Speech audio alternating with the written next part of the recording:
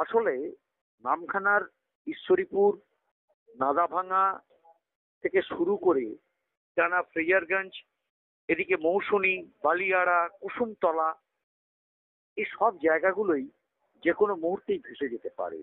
এছাড়া উত্তর গোপালনগর, যে এখানেতে পাথর প্রতিমার থেকে শুরু করে টানা গোবর্ধনপুর পর্যন্ত, একেবারে জি প্লট পর্যন্ত পাথর প্রতিমাও সেই একই অবস্থা। সাগরের অবস্থাও নাজেহাল। এদিকে নামখানা দেখা যাচ্ছে যে নারায়ণগঞ্জ যে কোনো সময় ভেসে যেতে পারে। এখন এই যে বাঁধগুলো, নদী বাঁধগুলো, এগুলো আজকের যন্ত্রণা নয়, এটা চিরকালের যন্ত্রণা। কাকদ্বীপ মহকুমার সাগর, পাথর, নামখানা, এই সব জায়গায় সব নদী বাঁধগুলো এত দুর্বল যে কেবলমাত্র জোড়াতাপি দিয়ে কাজ হয় বলেই তাদের অভিযোগ। এবং সেই অভিযোগ শুধু তাই নয়, তারা যখন কাজ করে সেই কাজের সময়টা সাধারণত বর্ষা আসলে তখন কাজ করে। স্বাভাবিকভাবে সেই বর্ষার জলেতে সব ধুয়ে যায়, কাজের আর কিছু অস্তিত্ব থাকে না, সব নদীতেই চলে যায়। সেই জন্যে ওখানকার মানুষের অভিযোগ এমনই এসে গেছে যে এখানে ভয়েতে কেউ মেয়েও পর্যন্ত দিতে চায় না, যে কোনো সময় নদীবাঁধ ভেঙে সে চলে যেতে পারে সমুদ্র গর্ভে, সুতরাং মেয়েটা আমার যাবে, নদীর নোনা জলে ভেসে গিয়ে মরবে। সেই জন্য অকাল মৃত্যু আর তারা চায় না, যার ফলে মেয়েও দিতে চায় না বলে সেও গ্রামবাসীরা অভিযোগ করেছে। এইরকম এক পরিস্থিতির মধ্যে সুন্দরবনের বিস্তীর্ণ অঞ্চল, তাও গোসাবা, সেও এক অদ্ভুত ব্যাপার, যে কোনো সময় ভেসে যায় গোসাবার বিস্তীর্ণ অঞ্চল। সেখানেতে বাসন্তী, সেখানে ক্যানিং, এদিকে কুলতলি, সম্পূর্ণ দেখা যাচ্ছে যে এই দক্ষিণ চব্বিশ পরগনার অন্তর্গত যে সুন্দরবনের ব্লকগুলো টোটাল রয়েছে, এই ব্লকগুলোর অবস্থা খুবই খারাপ এবং নদীবাঁধের অবস্থা খুবই খারাপ। এদিকে ঘোড়ামারা তো আপনারা জানেন, ঘোড়ামারার কি অবস্থা হয়ে আছে। মৌসুমী দ্বীপ তো সবসময় ভেসে যায়, এটাও আপনারা সম্পূর্ণ শুনেছেন। এগুলো কিন্তু পর্যটনের জায়গায় সাগর, সেখানেও দেখা যাচ্ছে কপিলমুড়ির মন্দির পর্যন্ত তাড়া করে জল। তাহলে সেক্ষেত্রে থাকবে কোথায়? গোবর্ধনপুর, জি প্লট, সেখানে দেখুন না কি অবস্থাটা হয়ে আছে। সেখানে তো মনে হচ্ছে সবসময় গ্রাস করতে আসছে সমুদ্র, সে কিছুতেই কিছু করতে পারছে না। আসলে এখানকার গ্রামবাসীদের একটাই মাত্র যে আমাদের কিছু দরকার নেই, পাকাপাকি কংক্রিটের বাঁধ হোক, এই অভিযোগ এবং তাদের দাবি। তাদের সেই পাকাপাকি যে কংক্রিটের যে বাঁধ, সেই দাবিটাই তারা ধরে রেখেছে। এটা ছাড়া কিন্তু তাদের কোনো বাঁচবার উপায় নেই এবং এখানে অস্তিত্ব রক্ষা করা খুব কঠিন ব্যাপার হয়ে যাচ্ছে।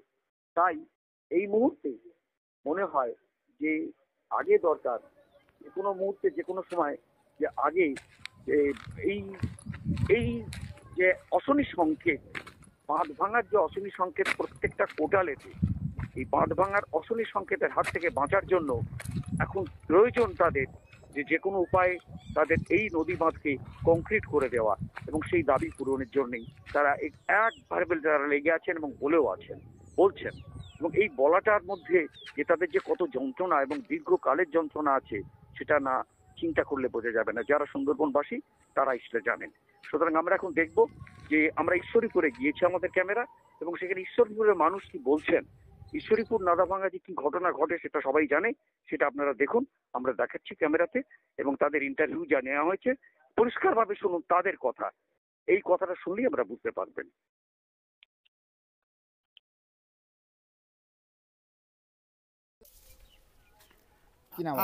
আমার নাম গৌরহরি আগুয়ান। কি সমস্যা আপনাদের? সমস্যা আমাদের বহুবিধ। আমাদের মাননীয় বিডিও সাহেব যে নামখানা, তার আন্ডারে 32-33টা মৌজা আছে। তার মধ্যে এটা যে নিকৃষ্ট মৌজা, 32-33টার মধ্যে নিকৃষ্ট মৌজা এই ঈশ্বরীপুর। এর কোনো তদারক করতে সেখান থেকে কোনো কিছু কেউ আসে না। আমাদের যে ইয়াস হয়ে গেল, ফ্ল্যাট হয়ে গেল, বাড়িঘর সব ধ্বংস হয়ে গেল, একজন সাংবাদিক এসে মুখের সামনে কথা জানতে চায় না। আমার ইয়াসের সময় বাড়িটা সম্পূর্ণভাবে বিলীন হয়ে গেল। আমার বৌমাকে বাবার বাড়িতে পাঠাতে হলো।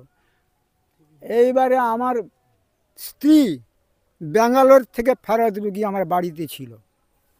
হঠাৎ যখন এই ঘটনা ঘটে গেল, আমার স্ত্রীকে রাক্ষসকালী মেয়ের বাড়িতে পাঠিয়ে দেওয়া হলো।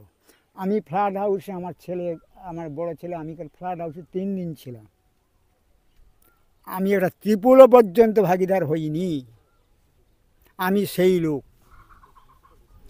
এবং এখানে এই দেখছেন, আপনার সামনেই দেখতে পাচ্ছেন নদী কিভাবে আমাদের আক্রমণ করছে। এর জন্য ওই কাকদ্বীপ ডিভিশন ইরিগেশন ডিপার্টমেন্ট তদারকি করতে আসে না, তার কোনো টেন্ডার নাইনি। ওই জ্যৈষ্ঠ মাস আষাঢ় মাস পড়লে ওই বাঁশ বস্তার এসে কিছু পৌঁছে যায়। এইটাই আমাদের দক্ষিণ সুন্দরবনের প্রবাহমান নিম্নচাপ সৃষ্টি হয়, ছোট বড় সব রকম হয়। কিন্তু যখনই নিম্নচাপ সৃষ্টি হয় তখনই আকাশ থেকে বর্ষা পড়ে, ঝড়ও আসে, নদীর জল স্ফীত হয়, মাথায় হাত, চাষ যাবে, বাস যাবে, থাকবার জায়গা থাকবে না, এমন অবস্থা। কেউ আসে না। আমাদের গ্রামে কোনো শিক্ষিত ব্যক্তি যে স্কুলে শিক্ষকতা করে এমন লোক নেই, দুখানা গাড়ি আছে এমন লোক নেই, দোতলা বিল্ডিং আছে এমন লোক নেই। আমাদের সব গরিব মানুষের বসবাস। এখনই যদি রেশন দেওয়া হয় সবাই ব্যাগ হাতে চলে যায়। এইরকম আমাদের জীবন ধারণ চলে। এই জুন মাস আসতেছে, নিম্নচাপ সৃষ্টি হবে, মাথায় হাত। চাষ যে করা হলো তারও আশা নেই। বাসে যে রাত্রিবেলা থাকবো বাচ্চা কাচ্চা নিয়ে, তারও কোনো হদিস নেই, নিরাশা। ছুটে পালিয়েছে, যে ফ্লাড হাউসটা করেছে যে আসবো, আপনি দেখুন কোনো রাস্তা আছে কি না দেখুন। ফ্লাডটা দৌড়ে আসার মধ্যে নদী পথে আসতে হবে, সেটা দুর্যোগের সময় কোথা দিয়ে আসবো? বর্ষা তো হচ্ছে, মেঘ তো ডাকতেছে, জলস্ফীতি, ঝড়, কম বেশি ঝড় হচ্ছে নিম্নচাপের, তা আসবো কোন দিকে? আপনি দাঁড়িয়ে আছেন যে এই জায়গাতে আসতে হবে। এখন কি চাইছেন? আমাদের নদী বাঁধটাকে আগে সঠিকভাবে মেরামত করা হোক, যাতে করে একটু নদীর জলস্ফীত নিম্নচাপ থেকে রক্ষা পাওয়ার জন্য। কি নাম আপনার? আমার নাম গৌরহরিয়া গুয়ান, এখানেই বাড়ি? এখানেই বাড়ি। এখানেই বাড়ি। কি এই জায়গাটা কোন জায়গা? এই জায়গাটা ঈশ্বরীপুর। ঈশ্বরীপুর। তো এখানকার অ্যাকচুয়ালি সমস্যা কি বলুন তো? এখানে সমস্যাটা মেন যে একদম আমাদের ঈশ্বরপুরে হাদানে দোয়েনা নদীর সাইড ধরে যে পুরো টোটাল এলাকার মানুষ যাতায়াত করে, সেই রাস্তাটায় এ পর্যন্ত কোনো পাকা রাস্তা নেই।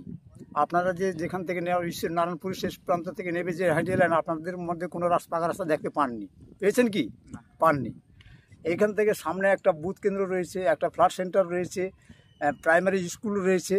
একদম সুদূর দক্ষিণ প্রান্ত থেকে দুগ্ধ মানে শিশুরা আসে এই স্কুলে, না আছে একটা রাস্তা, না আছে কিছু। তারপরে কি, একটা গর্ভবতী মা যদি কোনো অসুবিধা হয়ে যায়, হঠাৎ করে যদি কোনো বর্ষা হয়, সে মনে বাড়িতে হার্ট ফেল করে মারা যাবে। বর্তমানে এই সরকারের থাকাকালীন আপনারা কেন বঞ্চিত হবেন? সেইটাই তো আমরা চাইছি যে কেন আমরা বঞ্চিত হচ্ছি, কেন হচ্ছে না, কারণটা কি? সে জবাবটা কে দেবে? সে জবাব জনগণ তো চাইছে একটা পাকা রাস্তা, কেন হচ্ছে না? সরকার ক্ষমতা থাকাকালীন কেন হবে না? আমি আপনাকে প্রশ্ন করছি, আপনি যে চ্যানেল থেকে আসুন না কেন, আমি আপনাকে প্রশ্ন করছি কেন হবে না? এটা একটা রাস্তা থাকবে না এলাকায়? আমরা রাস্তা করে দিতে পারি না, আমরা বড় জোর খবর প্রচার করি। সেই তো না, আমি আপনাকে বলছি, আপনি যে ধরনের ওইখান থেকে যে স্ট্যান্ড থেকে নামলেন, এখান থেকে পর্যন্ত একটা রাস্তা কি দেখতে পেয়েছেন? পাননি। তাহলে এই যদি অবনতি হয়ে থাকে, তাহলে কেন এটা হচ্ছে, কেন হবে কেন? আমি সরকারকে আমি এই কাছে আমার আবেদন বা প্রশ্ন হচ্ছে, হবে না কেন? এই তো প্রাকৃতিক ঝড় এবারে শুরু হয়ে গেল। হ্যাঁ, প্রাকৃতিক ঝড় শুরু হয়ে গেল। প্রাকৃতিক ঝড় শুরু হয়ে গেল, সরকার চিড়ামুড়িলে পৌঁছে যাবে, এই তো তার কথা। চিড়ামুড়িলে পৌঁছে গেলে, চিড়ামুড়ি দিয়ে ক্ষান্ত করে দিয়ে যাওয়া হয়ে গেছে, আমরা খুব দিয়েছি। আরে মানুষ ওটা চাইছে না, মানুষ চাইছে একটাই পাকা রাস্তা হোক, ঈশ্বরপুরে এই এলাকায় একটা পাকা রাস্তা হোক, এটা মানুষ চাইছে। আবাল বৃদ্ধ বনিতার কাছ থেকে সবাই চাইছে পাকা রাস্তা। এক পশলা বর্ষা হয়ে গেলে এই রাস্তায় কেউ যাতায়াত করতে পারবে না। অধিকাংশ সময় অর্ধেক দিন কোথায় সেই নারায়ণপুর এখান থেকে 4 কিলোমিটার রাস্তা হাই স্কুল হেঁটে যেতে হয়। তাহলে বর্ষা হলে আমার নিজের চোখে দেখা অধিকাংশ দিন ছেলেমেয়েরা জামা কাপড় নোংরা করে বাড়ি ফিরে যায়, এই তো তার পরিস্থিতি। তাহলে মেন মূলত কথা যে আগে পাকা রাস্তা, হাতানের দোয়ানের সাইড ধরে একদম পাকা রাস্তা। নদী বাঁধের দরকার নেই তো? নদী বাঁধ তো দরকার হবে, নদী বাঁধের দরকার নেই, বাঁধ না হলে হবে কি করে? নদী বাঁধের তো অবশ্যই দরকার, নদী বাঁধ পাকা পোক্ত তো দরকার। পাড়াতে আমাদের দলীয় ভিত্তির যে সমস্ত বাবুরা নেতারা রয়েছেন, এখন কি বলবো, বলতে গেলে ন্যায্য কথা বলতে হয়। যেমন সীমন্তবাবু আমাদের এক জেলা পরিষদের মেম্বার ছিলেন, তা উনি কথা বলে রিং মাত্রা হয়ে যাক, হয়ে গেলে আমরা পাকা পিচিংটা টেন্ডার করে দিয়ে দিচ্ছি। অনেক আগে বিগত দিনের আজ থেকে না করে 15 বছরের পিছনের কথা, বাসুদেব সিংয়ের ঘরের কাছে রিং মাত্রা হয়ে যাক, পাকা পিচিংটা দিয়ে দিচ্ছি। সব হয়ে যাচ্ছে, সব দিয়ে দিচ্ছি, কিন্তু কিছুই হচ্ছে না। কেন হবে না কেন? সরকারে কি বাবুদের পকেট থেকে বেরিয়ে যাবে নাকি? কি চাইছেন? আগে মেন পাকা রাস্তা এখান থেকে এখানে কত total মানুষ বসবাস করে? মানুষ, এখানে 2500 মানুষ বসবাস, 2500 মানুষের বসবাস।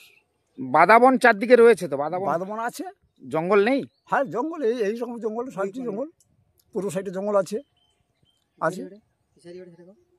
এই জঙ্গল কাটাই? হ্যাঁ, এইবারে একটা কথা বলি, বাঁধবন কেটে তো ফিশারি যে যারা আত্মসাৎ করে নিচ্ছে, সরকারি কিছু নেই। সরকার এটা নিয়ে দেখলো, অনেকবার প্রশাসন থেকে ওরা নামলো, এসে দেখলো যে হ্যাঁ এটা অন্যায় হয়েছে। আমাদের বিগত প্রধান ছিলেন পবিত্র মণ্ডল মহাশয়, উনি প্রধান থাকাকালীন উনি নিজেই 35 বিঘা বাঁধবন কেটে ফিশারি একর করে নিলেন।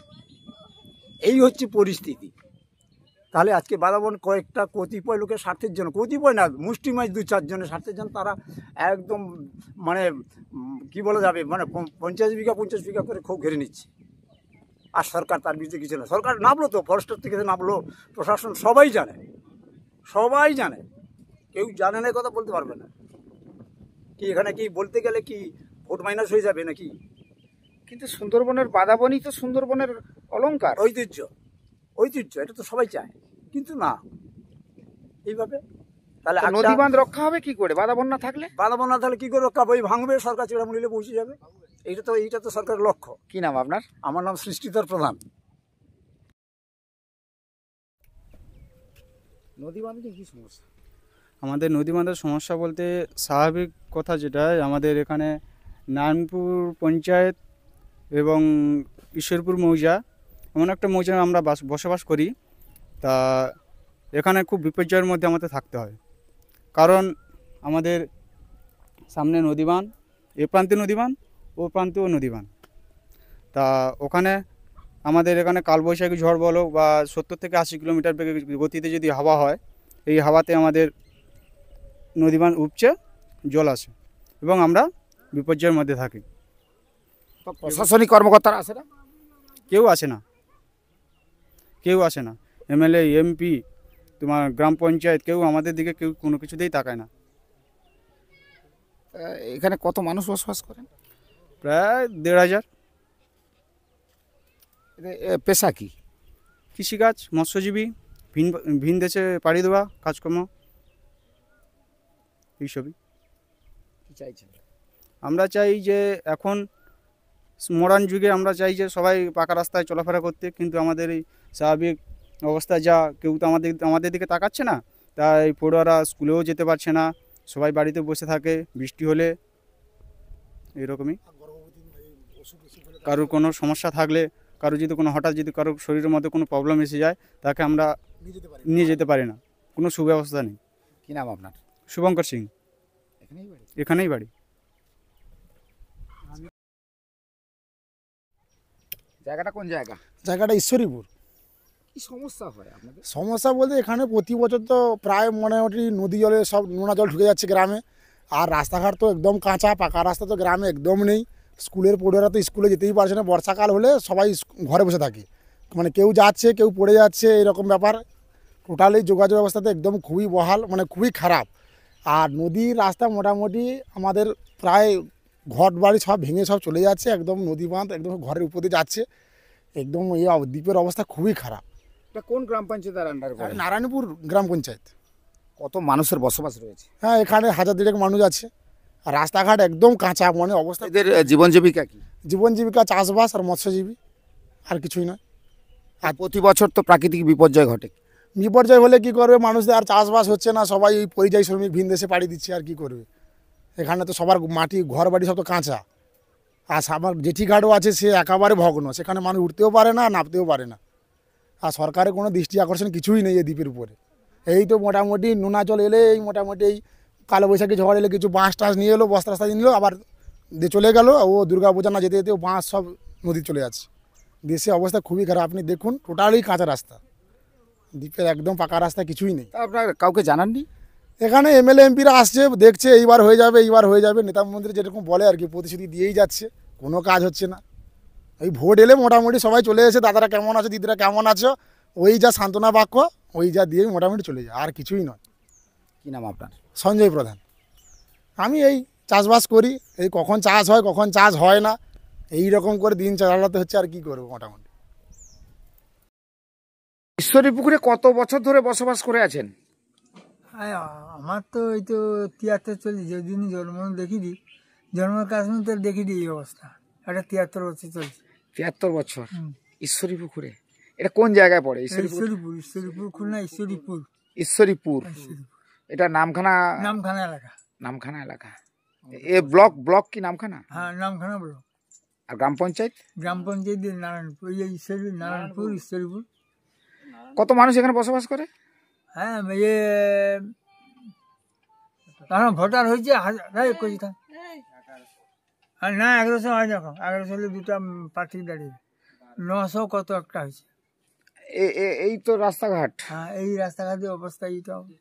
রাস্তাঘাট হয় না? না, ওই তো আপনি যে এলেন, ওই দেখো ওই একবার সে মতন।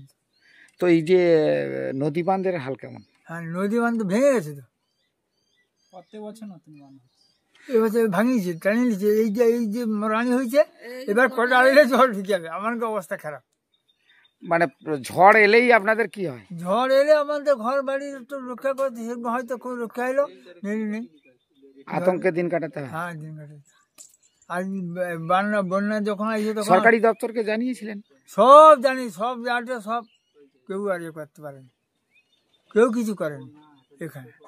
কিছুই করে না, আমাদের এই তো এইখানটার মধ্যে এইখানটা 4 বছর না 5 বছর টিউবওয়েল খারাপ হয়েছে, সে টিউবওয়েলটা দেয়নি।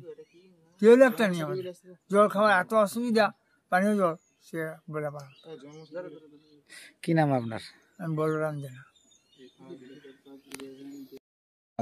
মাসি কত বছর? ওই তো আমার দেউর যত বছর। কটা ঝড় দেখলেন? ও 4-5টা আইলা থেকে। এই ঝড়গুলো দেখে এসছেন। তো ঝড়ের সময় আপনারা কি করেন? ঘর বাড়ি ছাড়ি দিয়ে বাড়ি দেওয়া ফেলা রয়েছে, ফ্লাড হয়েছে চলে যেতে। গরু ছাগল জল ভাসে। তো এই জায়গায় আপনাদের উপার্জনের কি রয়েছে? কি করব উপার্জন? এই তো বাড়ি দেখালো ভাঙা, এই তো বাড়ি দেখালো। যাদের পাকার ঘর আছে তাদের ডবল দিয়ে আছে, তাহলে আমাদের এই তো ভাঙা ঘরে আছি। আমানকে দিকে কেউ চা দেয় তাহলে আর কি কইব? অনকে কথা আর কর কোনো ইয়ে নেই। কি নাম আপনার? পার্বতী জানা। বলছি এই যে নদী বাঁধ ভাঙা, নদীর এলাকা, আপনার তো এইখানে বসবাস। হ্যাঁ, তো ওই জল কি ঢুকে গেছিল না ঢুকবে? এরকম না, জল ঢুকেনি এরকম কিছু। তাই এই ভারী কোটালে ওই রাস্তাটা মানে ভেঙে গেছে, তার জন্য উপর থেকে ব্যবস্থা করেছে, ওই পাইলাইন করেছে। কিন্তু এখনো ভাঙা রয়েছে। এখনো ভাঙা রয়েছে। ওরা বলেছিল, কাল এসেছিল ওরা, বলে গাড়ি দিয়ে কাজ হবে বলে গেছে।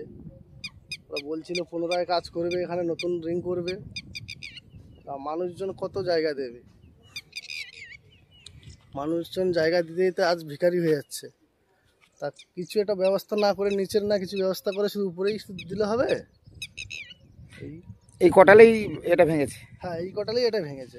ওটা ভাঙলে কি এই ঈশ্বরপুর, এইটা তো ঈশ্বরপুর? হ্যাঁ, এটা ঈশ্বরপুর। চাষযোগ্য জমি সব নষ্ট হতো? তা তো হবে অবশ্য, জল ঢুকে গেলে আর চাষ হবে? আর চাষ হবে না। এটা এর আগে কবার ভেঙেছে? এটা ভেঙেছিল, আইলাতে ভেঙেছিল, আমফানে গেছে, গ্যাসে গেল। প্রতি বছর ঝড় এলেই এইভাবে? হ্যাঁ, ঝড় এলেই এরকম হয়। আপনারা দপ্তরকে জানাননি?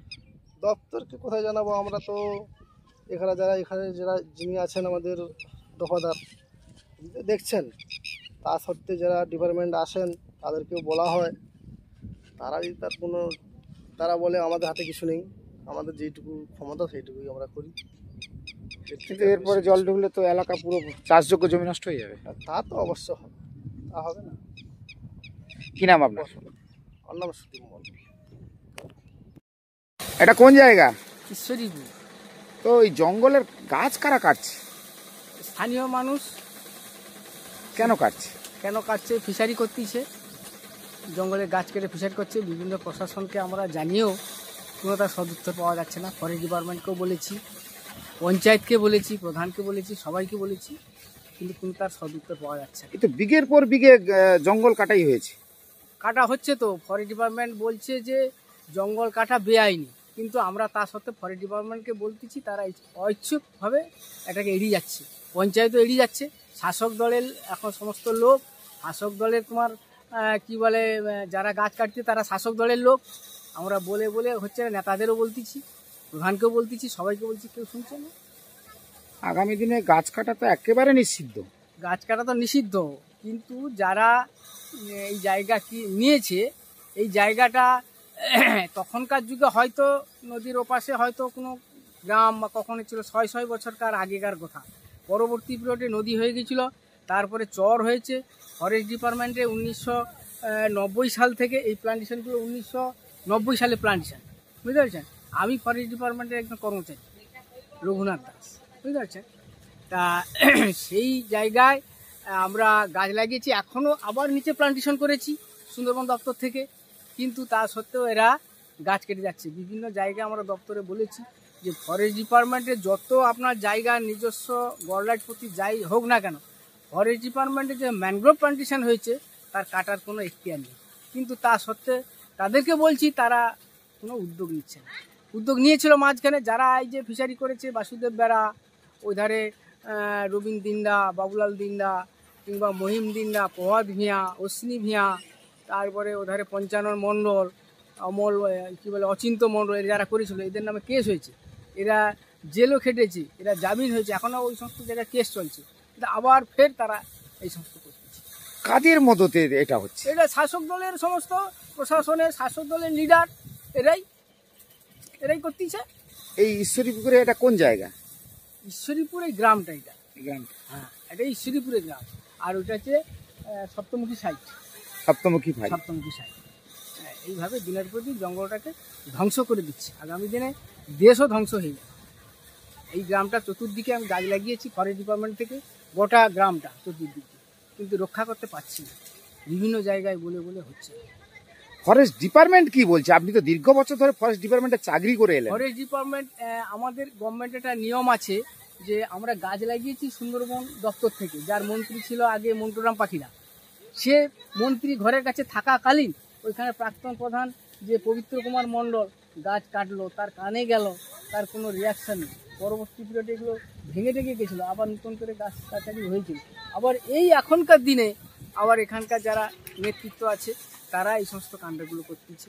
এখানকার আমাদের স্থানীয় নেতা এখন চন্দন মান্না, তৃণমূলের এখানকার তৃণমূল অঞ্চল কংগ্রেসের সভাপতি, ঠিক আছে, ওনাকে বলে বলেও হচ্ছে না।